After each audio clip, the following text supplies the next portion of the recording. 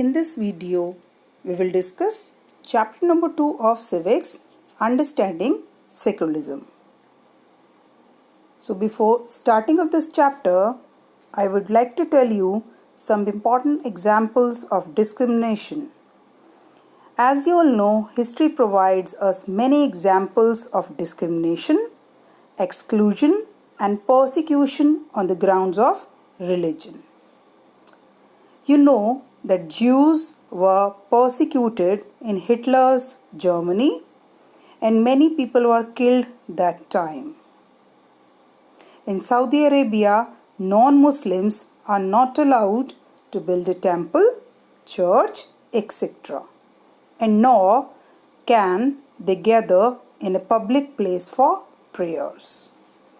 So if we'll discuss about secularism, the most important examples is India. India is a secular nation because we do not have adopted a religion as a official one. Within India, every person is free to adopt any religion of their choice and he or she can change according to their wish. So in a country like India, a secular country where people can adopt, practice, propagate their religion freely. If we'll discuss about secularism, it is a concept that government or other entities should exist separately from religion and or religious beliefs. So state cannot interfere in the religious matters of different communities. So, according to different faiths of India, beliefs, people can adopt any religion of their own choice. They can also or they are free to change their religion anytime. So, within India, the Indian Constitution also allows all the citizens of India freedom to live by their religious beliefs and practices. So we can say, united we stand. If we are united, we can fight with anyone. As India is famous regarding their religion, there are many people who are having different religion, and according to different religion, they are speaking different languages. So with the help of Hinduism, Jainism, Buddhism, Sikhism, Islam, Christianity, if we'll join these all words, we can have Indian word. One more important characteristics of secularism, that equal treatment is to be given all the religions within India, and India also accepts all religious laws that binds the state and equal participation of every person within the country. Now we'll discuss why is it important to separate religion from the state. We'll discuss this important heading.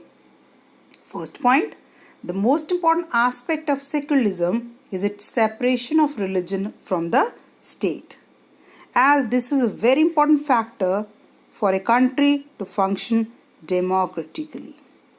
Almost all over the world, there are many more religions available and people are living together. There are many religious groups where one religious group may be in majority, and the majority could quite easily prevent minorities from practicing their religions. Any form of domination based on religion is in violation of the rights that a democratic country provides to each and every citizen irrespective of their religion. So we can say that the fundamental rights can result in one reason, violation of this fundamental right that can result in one reason. That's why it is important to separate the state and religion in democratic societies. As within India, according to Indian Constitution, the Constitution bans untouchability, which is prevalent within India in the earlier times.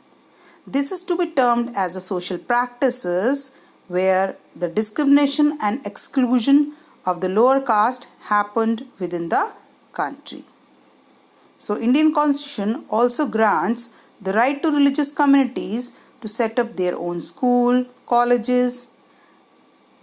It also gives them financial aid on a non-preferential basis.